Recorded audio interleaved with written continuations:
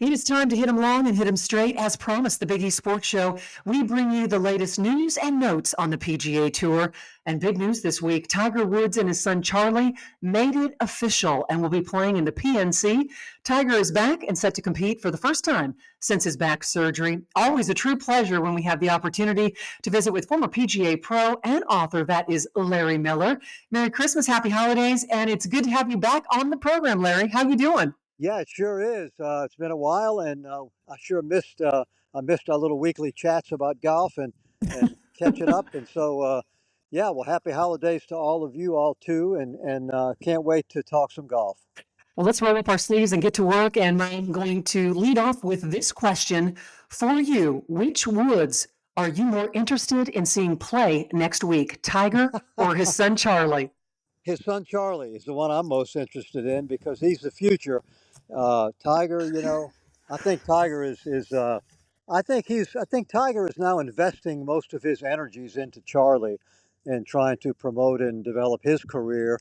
Because Tiger really knows. I mean, he knows that he may still play some tournaments and have a few good rounds, but I think his heyday is certainly over. And he's just had so many surgeries and so many physical issues that it's going to be hard to overcome. It's not going to get any better. All they can do is maybe stabilize it or for a while and buy him some time where he can at least play. But he just can't swing like he used to swing, at least not for 4 days walking on a golf course. But so Let's talk about some of those expectations. As you just mentioned, he underwent back surgery in the month of September, and his last competitive action came at the Open in July. So he's 48 years young. What do you think? yeah, he had another microdiscectomy, and I'm familiar with that because I had one 5 years ago. And every time you get one of those things, you get a little bit stiffer. Things just aren't as flexible and pliable as they were, and you lose your mobility. And so that's why I say he just can't swing and generate the kind of speed that he did before.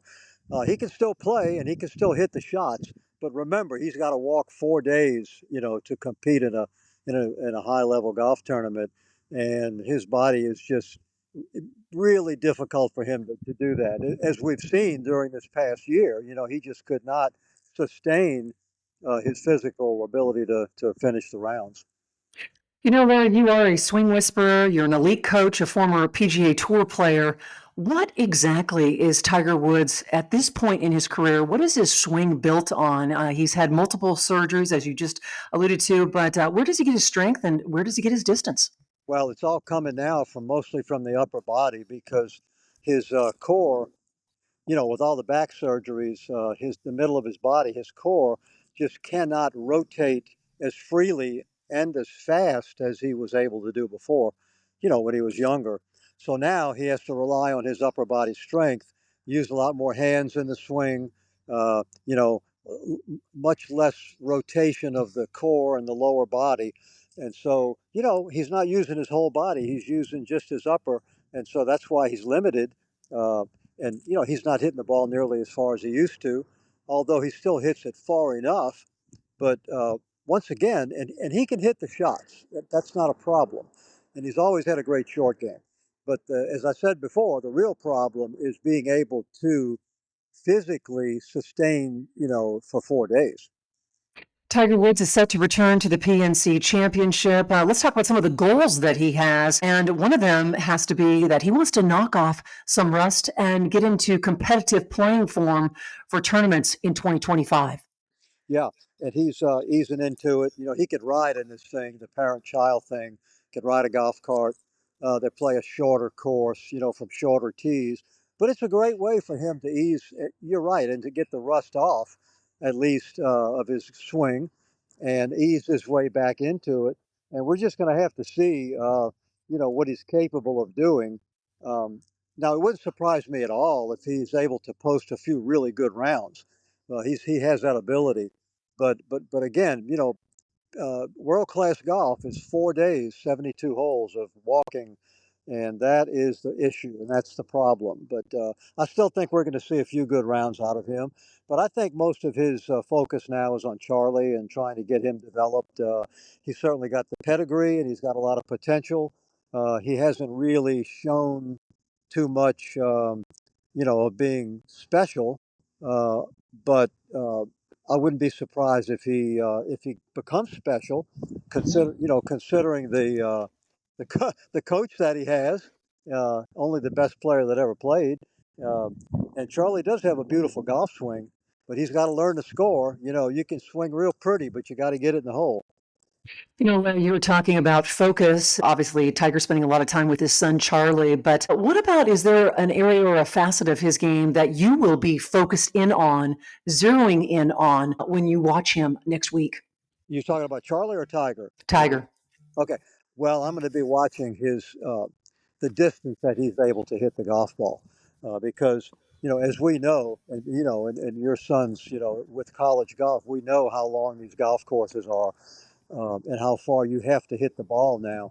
It used to be where you could hit it just straight in the fairway all day and compete, but now you got to really move it out there. So I can't wait to see. I know his short game is going to be good. It's always been great, but I want to see his distance. How far he can hit it, because if he's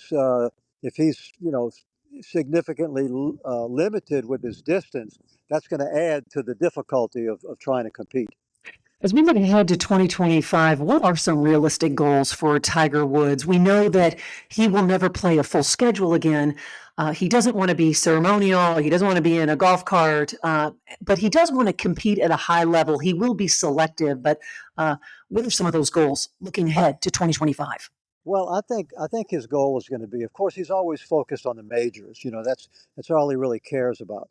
And I think he's going to use a few other tournaments to try to get the rust off.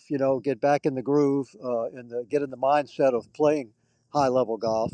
But I think his goal is going to be to play the majors, and hopefully, of course, he thinks, he always says he won't enter a tournament unless he thinks he can win. Well, that's becoming a little bit more questionable these days. But I think making the cut in majors would be a big accomplishment at this point, given his physical problems, his issues.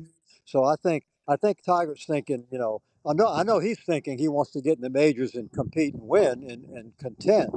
But I think realistically, if he can make the cut in the major events, post a couple of good rounds or so, I think that would be an accomplishment. And I think when he looks back on it, I think that he would be satisfied if he can do that. What do you think, though? I mean, do you think and believe that he can contend in a major? I mean, we know that he has passed his prime as a golfer, and it certainly makes winning tournaments much harder for him now at this point in his life and at 48 years. Yeah. Well, I personally don't think so. I mean, I personally do not think that he can contend in a major tournament for the simple reason that I don't think he can play 4 rounds without getting fatigued and having that affect his golf swing and end up hitting some bad shots. I just don't see it happening. I mean, he's had another surgery now. Yeah, I don't know how many that is. I lost count. But this most recent one even stiffens his back even more and is going to limit his distance even more. And I don't see him contending. The best chance he would have would be in the Open, the British Open, I still call it, because those courses typically you don't have to hit it as far as you have to in a U.S. Open or a PGA or a Masters. Hey, we are getting ready to wind down our time with Larry Miller, former PGA pro. And as we look ahead to 2025, who are some of the players that you've got your eye on? Well, I think watch Cameron Young. I think this guy's really ready to explode. Been on the brink for a while now. He's a guy you want to watch. I'm going to be interested to see what Jordan Spieth does. That's really been a mystery the last few years, where he lost it, then he came back a little bit, then he kind of regressed again. And I want to see if Jordan can recapture the form, that he had a few years ago. That's going to be very interesting to see. And of course, Scotty Scheffler. Here he goes again. He wins the Hero by 6 shots. Just picked up where he left off, and he's going to have a big year too. Scotty Scheffler's rise to number one. Do you expect him to remain there in 2025? If he stays healthy, he's going to be there for a long time because he is becoming, Ben Hogan has always been the benchmark for a ball striker, best ball striker that ever played the game, considered by most experts. And Scotty Scheffler, it really is on the brink of becoming the best for this reason, because he has Hogan's accuracy, but he hits it 30 yards longer than Hogan did.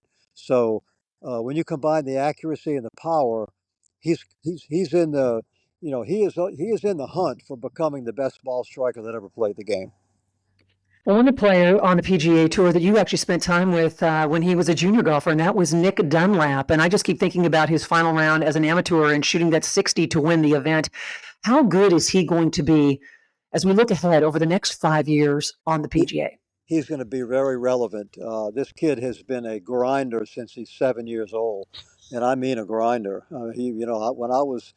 When I was at Greystone and he was there growing up, the kid was there all day long. Unless he was in school, he was at the golf course, and he just works as hard as you can work. And he's a fierce competitor. I mean, the kid loves to compete, and he's going to be around for a long time. He's so young. I just think that this is going to be a big year for him too. I'm glad you brought up his name because I think, along with Cameron Young, those are the two guys that I think are going to be. You're going to see their name and hear their name a lot in the months to come. Larry Miller, author, weekly guest on our program. Go out and pick up a copy of his book, Ben Hogan's Secret Fundamental, What He Never Told the World. It is a fascinating read, and Larry will help the average golfer implement Ben Hogan's teachings to benefit his or her game. You can go anywhere online and get a copy, or go to LarryMillerGolf.com. Merry Christmas, happy holidays, and we look forward to another conversation in the new year. Thank you, Larry. Well, thank you, and same to everyone out there too. Much more straight ahead, right here on the Big E Sports Show.